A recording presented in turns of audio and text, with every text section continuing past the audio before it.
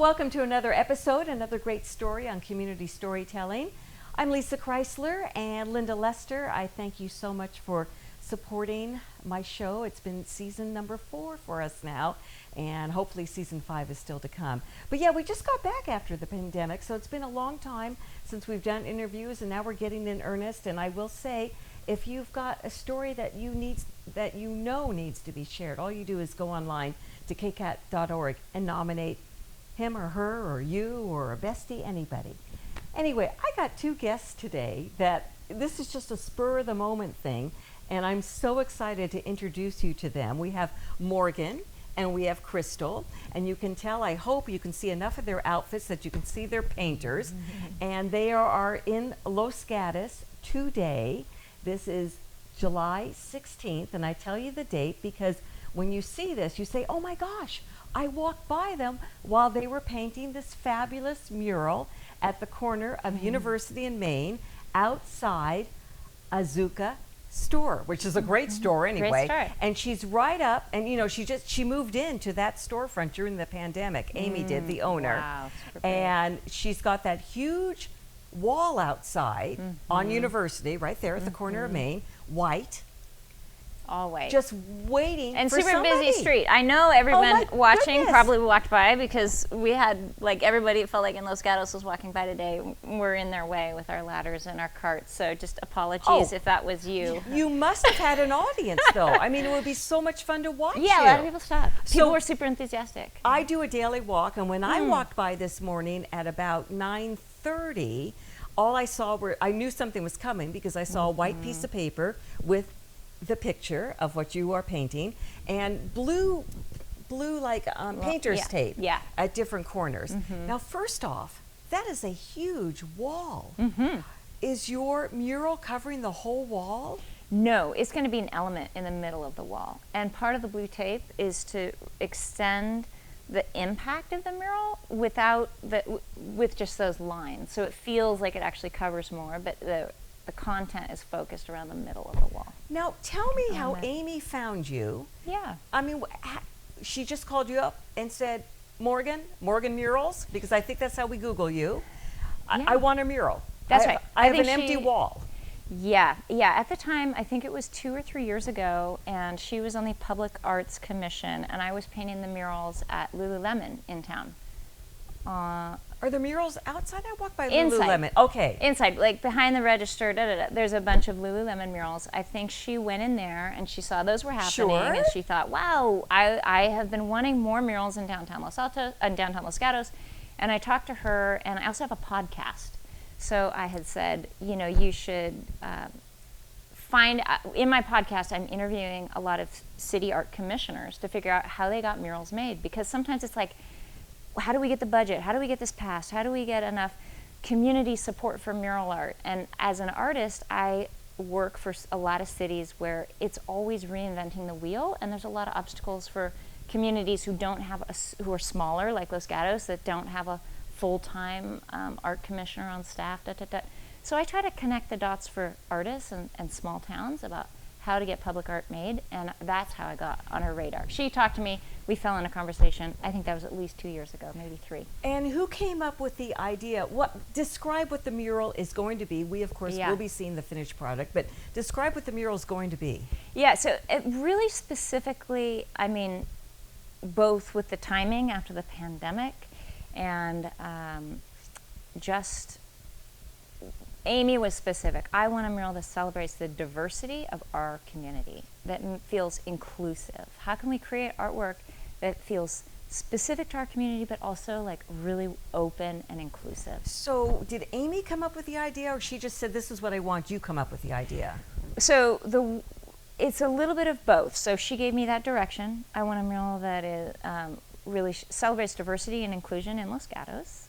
And then I look at the building. The building is black and white, and I think of Los Gatos as a really put together town, kind of sophisticated. We are. Fancy. I know.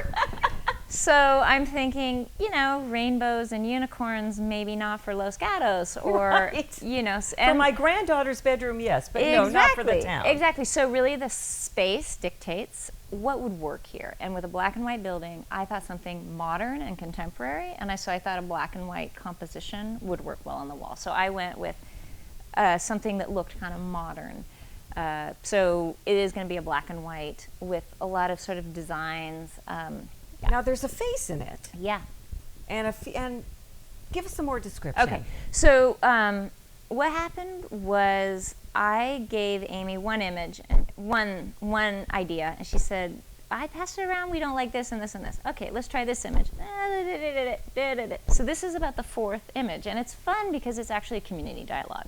She showed it to her neighbors, she showed it to friends who are artists, and we got some critical feedback. So this is a concept that has been evolved and vetted within the community, and I thought that was great and really important. And great that she really solicited that feedback. And so the feedback from the different designs, I just kept integrating into the new one.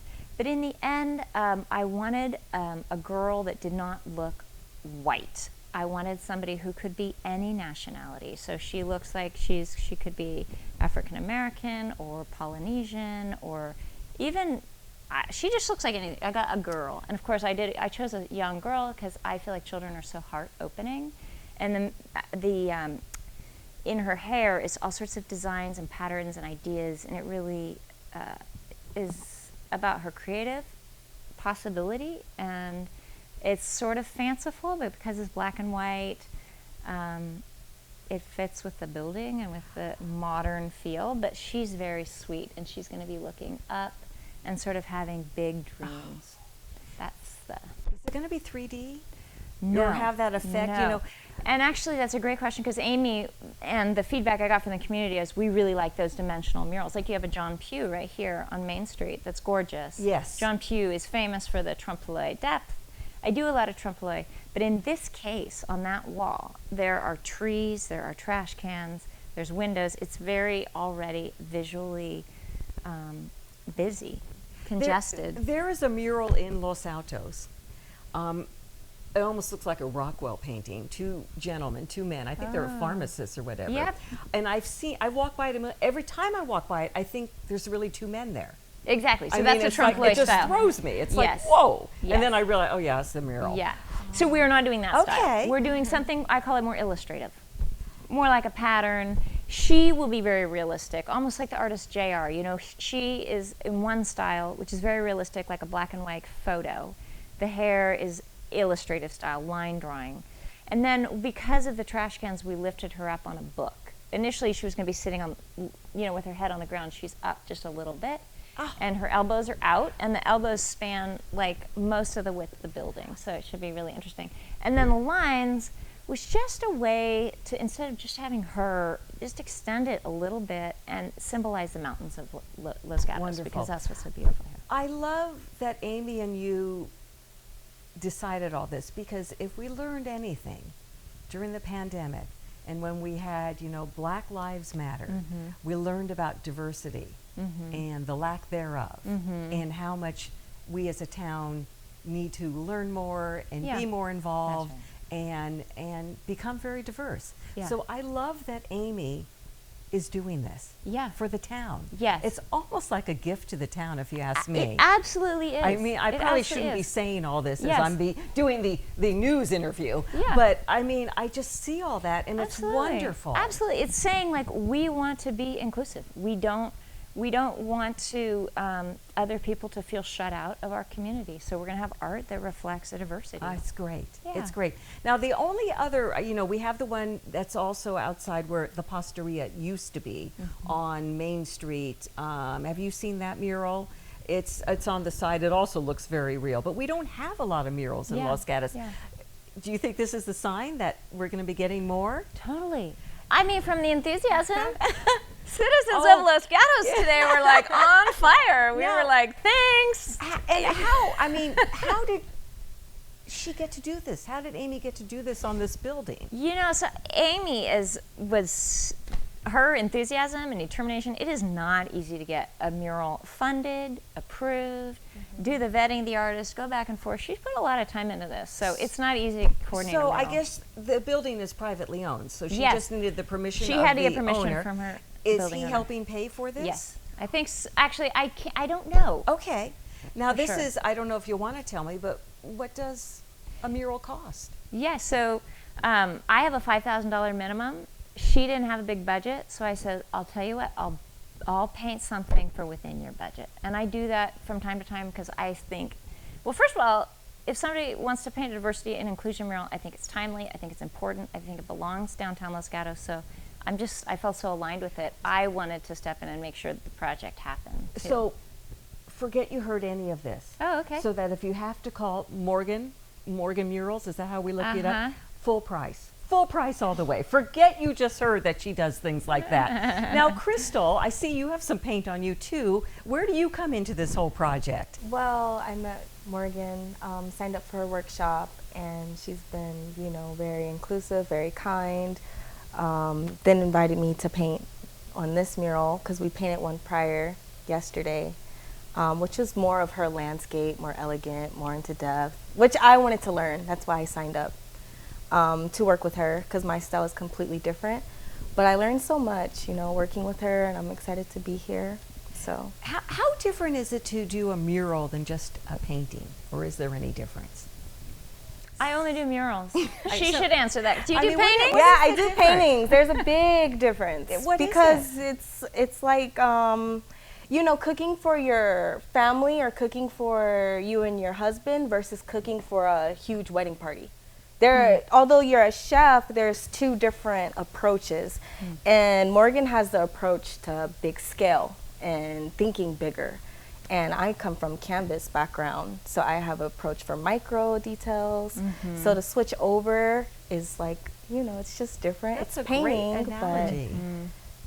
And Yeah. do you buy big cans of paint or what's Only. Yeah, so what happened was somehow I stumbled into this and I just started painting big murals. That's what I've always done. I paint commission murals. But now murals are so popular and I see a lot of artists who want to bring their style and their creativity to their own community and paint murals also. And I have this background or experience, and so I like to kind of help artists make that leap into painting murals. So all the artists in my workshop are super experienced, and Krystal's already painted, I don't know, a dozen murals in LA Yeah. or whatever. So she's already knows what she's doing on the murals. But So there's good business in murals now. they're super popular. Yeah. Do you think the pandemic helped with that? Yeah. Did you get a lot more calls during the pandemic?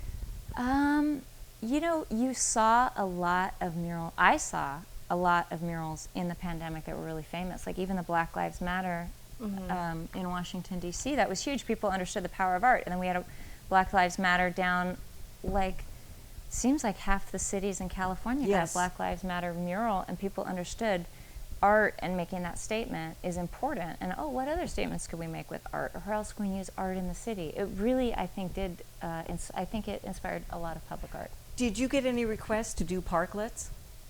Because I notice here there are some of the businesses actually did have the painting, something for their restaurant, or at least paint it so it wasn't the ugly Yeah. old cement. But Yeah. you didn't do any parklets? I didn't. I'm surprised. Me too. But my $5,000 minimum, on a restaurant that's hurting during the Well, pandemic, that's right. it's really tough. That is tough. You're right. You're right. So it must be so exciting to see that art is just becoming so popular now, and really people are is. realizing there is power in artwork.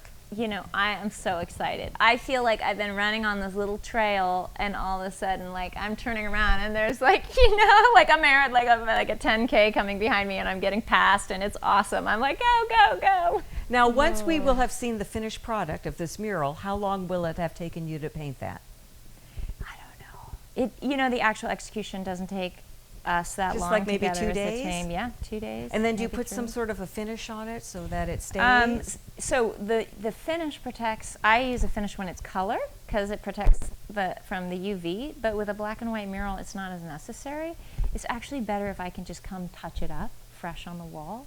Tagging is really rare. People really respect the public art. People are looking for a blank wall is much more likely to be tagged than a wall with art on it. That's a main thing about mural art to remember. So there really isn't a reason for this mural to be varnished. And it saves a ton on cost to just be able to go paint something, So who knows? Maybe the town of Los Gatos is going to become one big mural. How do people get in touch with you? Thank you. Thank you for asking, Lisa. I would love to share. If anybody wants a mural, go to morganmurals.com. That's it? Easy. morganmurals.com. .com. That's me. It'll be actually at the corner of the mural, too. Perfect. And Krystal, we don't want to leave you out. Where do we find you? So I'm based out in Los Angeles, and if anyone wants to mural, find me at www.krhema.com. So it's Krystal Rhema, first name, initial, and then last name. So It's complicated. fortunately for your parents, you still use your last name. You just dropped yours. Say it one more time, Krystal. It's Krystal Rhema, RHEMA, KRHEMA.com. Got it. Got it. Well, I hope you all get calls and I get a commission, right? Yes. I'll be your new agent or Absolutely. something. 10% for Lisa. I love it. Oh, this was fun. I hope you had as much fun as I just did. Community storytelling at its very best. I'm Lisa Krystal, and thank you. Thank you so much for watching us on KCAT TV 15.